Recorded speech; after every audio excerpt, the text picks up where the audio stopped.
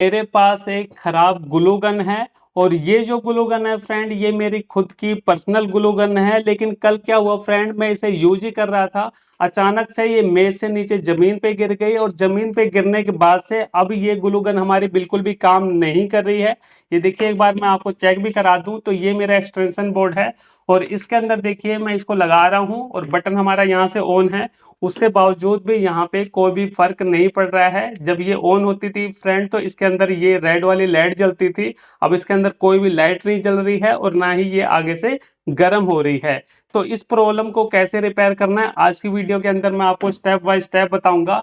और एक प्रॉब्लम और आ गई है फ्रेंड गिरने के बाद से, यहाँ पे देखिए ये जो आपको रेड रेड दिखाई दे रहा है ना, इसके अंदर हमारी ग्लू फंसती थी, ये एक साइड से थोड़ा सा नीचे चला गया है। ये देखिए इस तरीके से हम इसको डालते हैं तो ये नीचे चला गया है, तो होल के बिल्कुल बराबर नहीं है।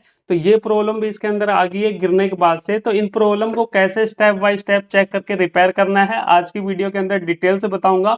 और वीडियो को बिल्कुल ध्यान से आपको देखना फ्रेंड, क्योंकि यहाँ पे इसे खोलना तो आसान है लेकिन पैक करना बहुत ज़्यादा मुश्किल है, क्योंकि आपको तरीके से इसे पैक करना होता है तभी ये पैक होगी। तो ये चीज़ आपको ध्यान से देखनी है। तो सबसे पहले देखिए, आप अगर कोई भी ग्लू गन खोल रहे हो तो सबसे पहले आपको उसके स्टैंड को हटा लेना है। जैसे कि ये इसका स्टैंड है तो इसको देखिए हम इस तरीके से खींच के हटा लेंगे। ये काम आपको सबसे पहले करना है, ठीक है। ये हमने कर लिया। अब उसके बाद देखिए फ्रेंड, यहाँ पे काफी सारे पेज लगे हुए हैं इस ग्लू गन के अंदर, तो हम एक एक करके सभी पेज को खोलेंगे। तो यहाँ पे हमने सारे पेज इसके ढीले कर लिए हैं। अब हमें देखिए बिल्कुल प्यार से इसे खोलना है, ठीक है। ये नहीं कि सन्नी देओल की तरह जैसे उसमें हाथ उखाड़ दिया था और आप भी पूरा उखाड़ दो, ऐसा नहीं करना आपको। बिल्कुल प्यार से ऐसे करना है। ये देखिए इस तरीके से। ये हमारे ऊपर का पैनल है, इसको हम साइड में रखेंगे। तो सबसे पहले आप देख लो कि एक ग्लू गन के अंदर क्या क्या चीजें लगी होती हैं। थोड़ा सा मैं जूम करके आपको दिखाना चाहूंगा। तो इस तरीके से आप देख सकते हो, यहाँ पे ये हमारा इसका ट्रिगर है। कुल मिला के ऐसे दबाते हैं इसको तो ये चीज़ है, यहाँ पे स्प्रिंग लगी है और ये इसका मेन एलिमेंट है। तो यहाँ पे देखिए फ्रेंड, जैसे कि मैंने आपको बताया था ये गिर गई थी और गिरने के बाद से इसके अंदर प्रॉब्लम आई है। तो हमें यहाँ पे पहले देख लेना है। यहाँ पे तो स्विच के अंदर सारी वायर हमारी जुड़ी हुई है। ये देखिए स्विच के अंदर तो हमारी वायर जुड़ी हुई है, यहाँ से तो कुछ मेरे को लग नहीं रहा, ठीक है। और उसके बाद एक बार हम क्या करते हैं, ये जो इसका ये ट्रिगर है ना, इसको थोड़ा सा हटा के देख लेते हैं। यहाँ पे ये देखिए इस तरीके से हटाएंगे तो ये देखिए फ्रेंड, यहाँ पे प्रॉब्लम मुझे साफ साफ नजर आ गई है। आपको नजर आई कि नहीं आई, जल्दी से बताओ मेरे को।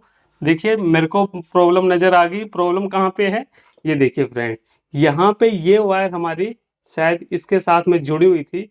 ये देखिए इसके साथ में जुड़ी हुई थी और यहाँ से ये वायर हमारी गिरने की वजह से टूट के अलग हो गई और इसी की वजह से ये एलिमेंट हमारा गर्म नहीं हो रहा है। ये देखिए ये हमारा ग्लू गन का एलिमेंट होता है, देख लो कुछ इस तरीके से एलिमेंट होता है और इसके अंदर देखिए हल्की सी ग्लू भी डली हुई है अभी। तो कुछ इस तरीके का ये एलिमेंट होता है, ठीक है।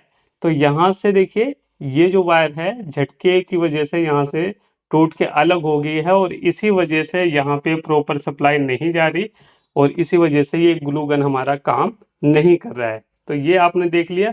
तो सबसे पहले हम क्या करेंगे, इस वायर को छील के यहाँ पे सोल्डरिंग करेंगे।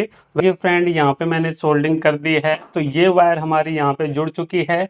अब देखिए इस वायर को मैंने यहाँ पे नहीं जोड़ा क्योंकि यहाँ पे मुझे वायर को छीलना पड़ता फ्रेंड। तो मैंने यहाँ पे इस एलईडी की इस वाली लेग पे जोड़ दी है क्योंकि ये इसके साथ में जुड़ी हुई है। तो यहाँ पे हमारी वायर जुड़ चुकी है। अब एक बार हम क्या करते हैं, इस स्विच को भी चेक कर लेते हैं और आप भी देख लो कैसे स्विच को चेक किया जाता है। स्विच किसी किसी के खराब हो जाता है ना, तो काफी सारे लोगों को कंफ्यूजन रहती है खराब है ऐसा ही है।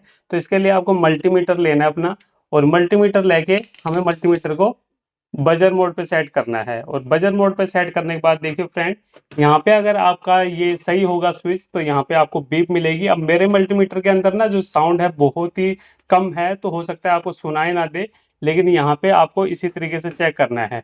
तो आप देख सकते हो फ्रेंड कि अब यहाँ पे हमें बीप मिल रही है। हो सकता है कि वीडियो के अंदर आपको बीप की आवाज़ ना सुनाई दे रही हो क्योंकि मेरे मल्टीमीटर की जो आवाज़ है वो बहुत कम है। तो इस तरीके से एक साइड आपको बीप मिलनी चाहिए, एक साइड आपको बीप नहीं मिलनी चाहिए। ये हमने चेक कर लिया। अब यहाँ पे किसी किसी की क्या होती है, मेन लीड भी कई बार खराब हो जाती है। तो ये भी हम एक बार चेक करना सीख लेते हैं। तो ये भी हमारा बजर मोड पे चेक होगा। तो यहाँ पे देखिए एक प्रोब को तो हम यहाँ पे रखेंगे और दूसरी को इन दोनों में से किसी भी एक साइड में रखेंगे पहले। तो चलिए यहाँ पे रखता हूँ।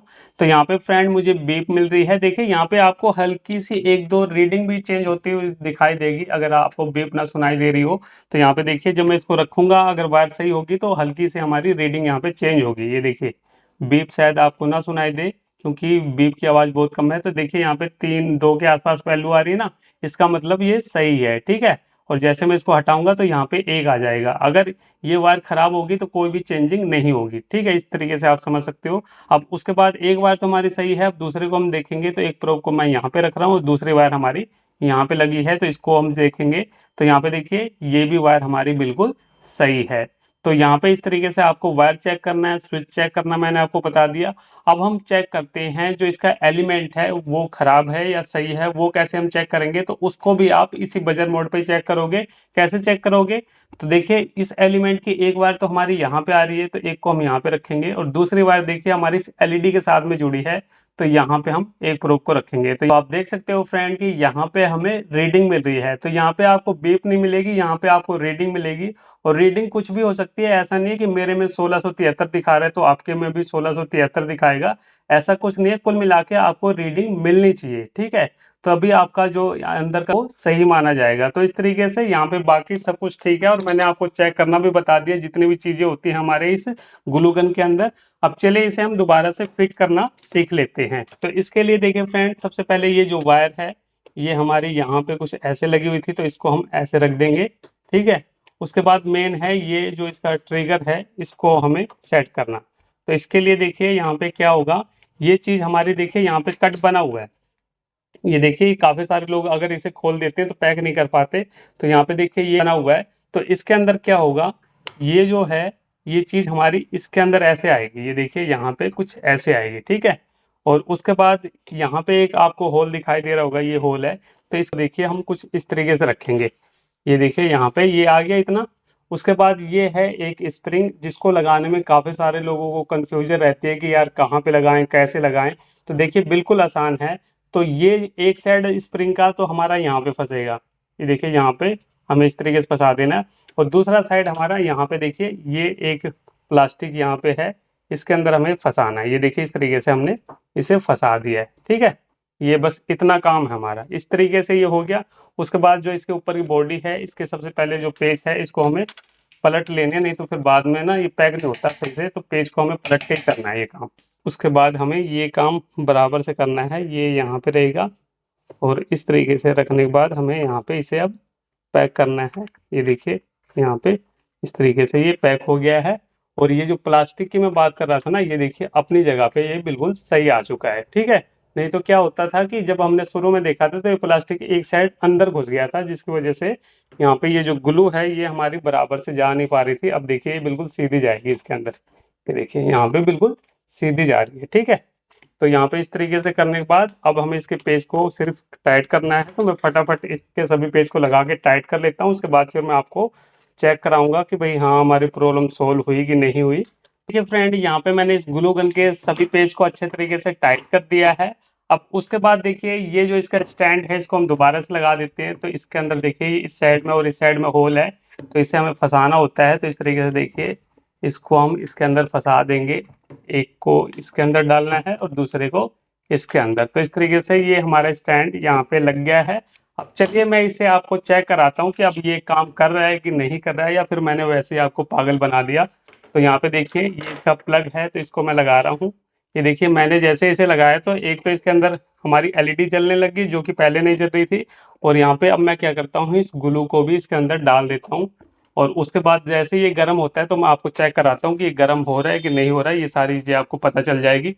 लगभग 5 मिनट हो चुके हैं और हमारा ये ग्लू गन भी बिल्कुल बढ़िया तरीके से काम कर रहा है। आप देख सकते हो किस तरीके से यहाँ पे इसके अंदर ग्लू निकल रही है। तो ये अच्छे तरीके से अब यहाँ पे गर्म हो रहा है। तो यहाँ पे फ्रेंड इसी तरीके से आप भी अपने ग्लू गन को इसी तरीके से रिपेयर कर सकते हैं, उसे यूज कर सकते हो। उसमें कोई भी दिक्कत वाली बात नहीं है, इसके अंदर ज़्यादा कुछ होता नहीं है रिपेयरिंग के लिए।